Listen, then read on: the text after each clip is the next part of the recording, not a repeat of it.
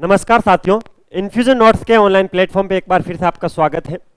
जैसा कि आपको पता है, अपन प्रतिदिन सुबह डेली करंट अफेयर के क्लास लगाते हैं, जिसमें अपन उस दिन के करंट अफेयर को डिटेल एनालिसिस और स्टैटिक्स जीके के साथ कवर करते हैं। उसी कड़ी में आज अपन 6 नवंबर 2024, आज 6 नवंबर है, तो आज का जो भी मोस्ट इंपॉर्टेंट करंट अफेयर है उसको इस सेशन के अंदर डिटेल एनालिसिस और स्टैटिक्स जीके के साथ कवर करने वाले हैं। आप चाहे किसी भी गवर्नमेंट एग्जाम की तैयारी कर रहे हो, यूपीएससी सीएससी की तैयारी कर रहे हो, स्टेट पीसीएस की तैयारी कर रहे हो, एसएससी, बैंक, रेलवे, किसी भी गवर्नमेंट एग्जाम की तैयारी कर रहे हो जिसमें स्टैटिक्स जीके या करंट अफेयर पूछा जाना है, उसके लिए अपनी क्लास रामबाण साबित होने वाली है। इस क्लास की पीडीएफ भी मिलेगी। वो पीडीएफ कहाँ से मिलेगी और आप जिस भी एग्जाम की तैयारी करोगे उसके लिए सबसे बेस्ट स्टडी मटेरियल या बेस्ट नोट्स क्या हो सकते हैं, वो भी इस क्लास के अंत में मैं आपको आज सजेस्ट करने वाला हूँ। तो चलिए पहले आज की क्लास को अपन शुरू करते हैं। पहला क्वेश्चन क्या है, बोत्सवाना के नए राष्ट्रपति किसे निर्वाचित किए गए हैं? आपको पता होना चाहिए, अम्ब्रेला फॉर डेमोक्रेटिव चेंज नाम की एक पार्टी है बोत्सवाना के अंदर। वहां से राष्ट्रपति पद के उम्मीदवार थे डूमा बोको। कौन थे? डूमा बोको। डूमा बोको को राष्ट्रपति बनाया गया है। ये 6वें राष्ट्रपति हैं, बोत्सवाना के 6वें राष्ट्रपति बने हैं डूमा बोको। इनकी पार्टी पूछी जा सकती है तो ध्यान रखना है, अम्ब्रेला फॉर डेमोक्रेटिक चेंज इनकी पार्टी का नाम है। इनके लेकर एक खास चीज एक और भी है, आपको पता होना चाहिए, 2014 से लेकर 2019 तक ये बोत्सवाना में विपक्ष के नेता रह चुके हैं। ठीक है, 2014 से 2019 तक नेशनल असेंबली के अंदर ये विपक्ष के नेता रह चुके हैं और वर्तमान में इनको 6वें राष्ट्रपति के रूप में चुना गया है बोत्सवाना। हर साल 15 अगस्त जिसको अपन स्वतंत्रता दिवस बोलते हैं, 26 जनवरी जिसको अपन गणतंत्रता दिवस बोलते हैं, इन दोनों दिवस पर जो भी कार्यक्रम होता है 99% संभावना रहती है कि विदेश से कोई व्यक्ति आता है, ठीक है, गेस्ट के रूप में, मुख्य अतिथि के रूप में। तो इस बार का जो गणतंत्रता दिवस है 26 जनवरी 2025 को जो अपन मनाएंगे, उसमें मुख्य अतिथि के रूप में कौन भाग लेगा इस बार? तो आपको पता होना चाहिए, प्रोबो सुबियांतो। प्रोबो सुबियांतो कौन है? तो इंडोनेशिया के राष्ट्रपति हैं।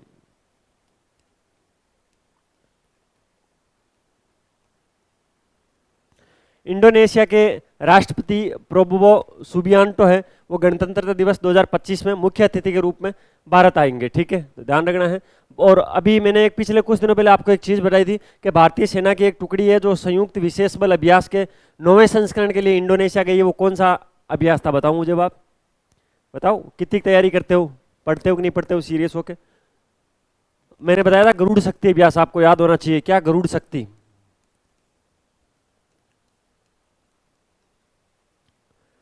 गरुड़ शक्ति जो संयुक्त सैन्य अभ्यास है वो भारत और इंडोनेशिया की सेना के मध्य होता है। ठीक है, और इसका भी 9वां संस्करण इंडोनेशिया के अंदर हुआ था, जिसमें भारत की सेना की एक टुकड़ी गई थी, मैंने उस दिन आपको बताया था। इसके अलावा गणतंत्र दिवस 2025 में मुख्य अतिथि के रूप में इंडोनेशिया के राष्ट्रपति प्रोबो सुबियांतो भारत आने वाले हैं। देखिए, डेली आपकी क्लास होती है, प्रतिदिन सुबह ऐसा कोई दिन नहीं जाता है जब आपकी क्लास होती नहीं है, डेली आपकी क्लास होती है। करंट अफेयर के अंदर इंडिया करंट अफेयर हो, राजस्थान करंट अफेयर हो, सारी चीज़ें अपन अच्छे से कवर करते हैं। ठीक है, फिर भी ज़्यादातर लोग हैं वीडियो को देखते हैं, पूरा देखते हैं, वीडियो को लाइक नहीं करेंगे, चैनल को सब्सक्राइब नहीं करेंगे, कहीं शेयर नहीं करेंगे, कहीं कमेंट नहीं करेंगे। ऐसा क्यों भाई? अगर आपको वीडियो पसंद नहीं आ रहा तो आप डिसलाइक कर सकते हो, अगर आपको पसंद आ रहा तो उसको लाइक करो, चैनल को सब्सक्राइब करो, अच्छे अच्छे कमेंट करो। उससे क्या होगा? हमें मोटिवेशन मिलेगा, हम आपके लिए और अच्छा कंटेंट लाने की कोशिश करेंगे। सबसे इंपॉर्टेंट, इस क्लास की पीडीएफ कहाँ मिलेगी? इस वीडियो के डिस्क्रिप्शन में एक टेलीग्राम चैनल की लिंक दे रहा हूँ, उसको ज्वाइन कर लेना। वहाँ पर क्या मिलेगा? वहाँ पर डेली करंट अफेयर की क्लास की पीडीएफ नहीं मिलेगी, वहाँ पर मंथली मिलेगी, जैसे पिछले महीने की मैगजीन वहाँ पर डाल दी है। ठीक है, इसके अलावा ये जो व्हाट्सअप नंबर है 9887809083, इस पर मैसेज करना कि सर आपकी जो डेली करंट अफेयर की क्लास होती है उसकी पीडीएफ चाहिए। एक बार मैसेज कर देना, वो आपको एक ब्रॉडकास्ट चैनल में ऐड कर देंगे, वहाँ पर डेली क्लास और क्लास की पीडीएफ मिलती रहेगी। इसके अलावा और भी जीके के इंपॉर्टेंट क्वेश्चंस वहाँ पर आते रहते हैं, कोई भी नोटिफिकेशन आता है तो वो भी वहाँ पर मिल जाएगा। इसके अलावा आप किसी भी गवर्नमेंट एग्जाम की तैयारी कर रहे हो, उसके लिए अगर आपको हैंड रिटन नोट्स चाहिए अकॉर्डिंग टू सिलेबस, तो ये हमारी वेबसाइट है www.infusionnotes.com नाम से। इस पे जाना, जिस एग्जाम की तैयारी करो उस एग्जाम का नाम सर्च करना, वहाँ पर उस एग्जाम के नोट्स आ जाएंगे। ठीक है, हाथ से लिखे हुए नोट्स मिलेंगे आपको, आपके घर पे डिलीवर करवा देंगे। ठीक है, तो आप वहाँ पर सारी डिटेल चेक कर लेना, वहाँ पर पीडीएफ भी है, उसको भी डाउनलोड कर लेना। ये हमारा है इंस्टाग्राम हैंडल, जहाँ पर आपको पता है हम अच्छी अच्छी रील्स के माध्यम से कुछ क्वेश्चंस डालते हैं, कुछ इंपॉर्टेंट क्विज डालते हैं, करंट अफेयर के शॉर्ट नोट्स डालते हैं, सारी चीज़ें यहाँ पर आपको मिल जाती है टाइम से पहले।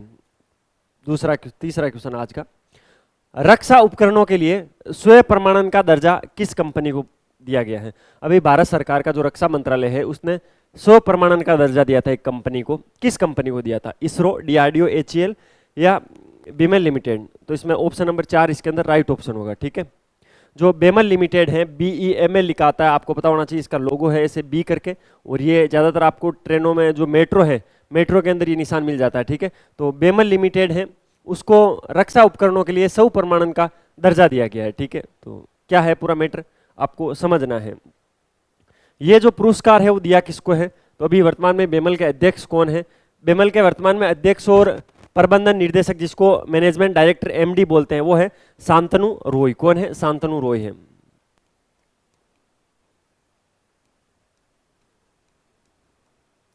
शांतनु रॉय को यह पुरस्कार दिया गया है, जो कि बेमेल कंपनी के वर्तमान में अध्यक्ष और MD है, प्रबंधक मैनेजमेंट है।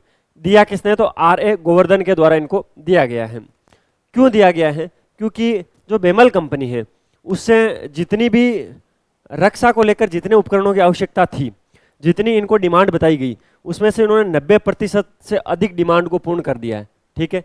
तो उच्च आपूर्तिकर्ता रेटिंग के चलते इनको ये प्रमाणन मिला है, 100 प्रमाणन का दर्जा मिला है। इसके अलावा किसी भी प्रोडक्ट को लेकर एक ISO गुणवत्ता बेंचमार्क होता है, ठीक है, उसका सही से मैनेजमेंट करने, ठीक है, उसका मैनेजमेंट सिस्टम सही करने के लिए इनको, जो बेमेल लिमिटेड है, उनको 100 प्रमाणन का दर्जा मिला है। इंपॉर्टेंट है, ध्यान रखना। क्वेश्चन पूछा जाएगा तो एज इट इज उसी फॉर्मेट में पूछा जाएगा।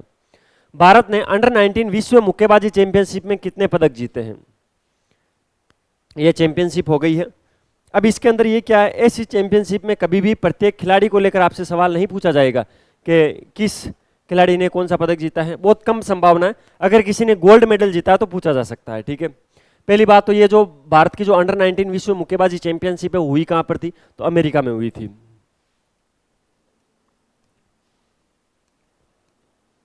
अमेरिका में भी कोई फिक्स जगह है कि बिल्कुल? कोलोराडो के अंदर हुई थी, ठीक है। कोलोराडो आप जानते हो अमेरिका का शहर है कोलोराडो। अमेरिका के कोलोराडो के अंदर अंडर 19 विश्व मुक्केबाजी चैंपियनशिप हुई थी इस बार, ठीक है, जिसके अंदर भारत ने 17 पदक जीते थे। कितने? 17। गोल्ड मेडल कितने थे? ये इंपॉर्टेंट है। 4 गोल्ड थे भाई, 4 गोल्ड मेडल थे। टोटल 17 पदक थे, ठीक है। 19 मुक्केबाज भारत से गए थे, ठीक है, जिसमें से 9 पुरुष थी और 10 महिलाएं थी, और इसमें से 12 जो मुक्केबाज है वो फाइनल में पहुंचे थे। सबसे इंपॉर्टेंट चीज तो ये है भाई, 19 मुक्केबाज थे जिसमें 9 पुरुष भारत की टीम में, 19 मुक्केबाजों की जो भारतीय टीम थी उसमें से 9 पुरुष और जो 10 महिलाएं थी उनमें से 12 एथलीट ऐसे थे जो फाइनल में पहुंचे थे। इसलिए ये प्रतियोगिता इंपॉर्टेंट है भाई, बहुत ही अच्छा प्रदर्शन रहा था, ठीक है। अब इसके अंदर 4 गोल्ड मेडल पूछा जा सकता है। पुरुष वर्ग के अंदर तो एक ही गोल्ड मेडल आया था, हेमंत सागवान ने जीता था। 3 महिलाओं ने गोल्ड मेडल जीते थे, जिसके अंदर कृष्णा वर्मा थी, पार्थवी ग्रेवाल और वंशिका गोस्वामी।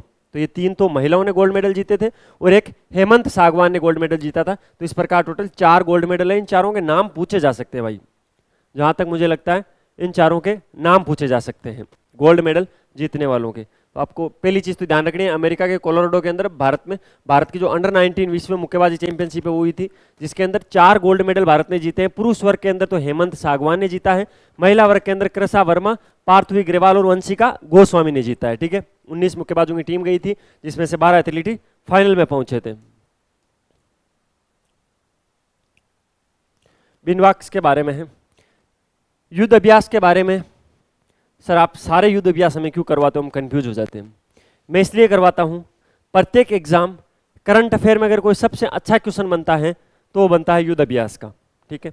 इसलिए सारे युद्ध अभ्यास आपको अंगुलियों पे याद होने चाहिए। भारत और क्या क्या याद होना चाहिए? एक तो युद्ध अभ्यास किन 2 देशों के मध्य हो रहा है, उनकी कौन सी सेनाओं के मध्य हो रहा है, संयुक्त अभ्यास है, थल सेना का है, ठीक है, वायुसेना का है, कैसा अभ्यास है। दूसरी चीज, तीसरी चीज, कौन सा संस्करण हो रहा है, संस्करण इंपॉर्टेंट है भाई, ठीक है, और कहां पर हो रहा है, पिछला संस्करण कहां हुआ था, ये सारी चीजें। बाकी महत्व सबका एक ही होता है, ठीक है, सामरिक युद्ध नीति बनाना, ठीक है, सेनाओं को मजबूत करना, वो सब बोल वचन की बातें हैं।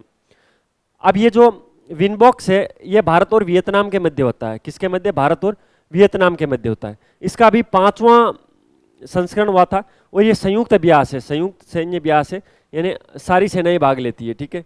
ये कहां पर हुआ था? अंबाला के अंदर हुआ था, ठीक है सर। अंबाला कहां पर है? अंबाला हरियाणा के अंदर है।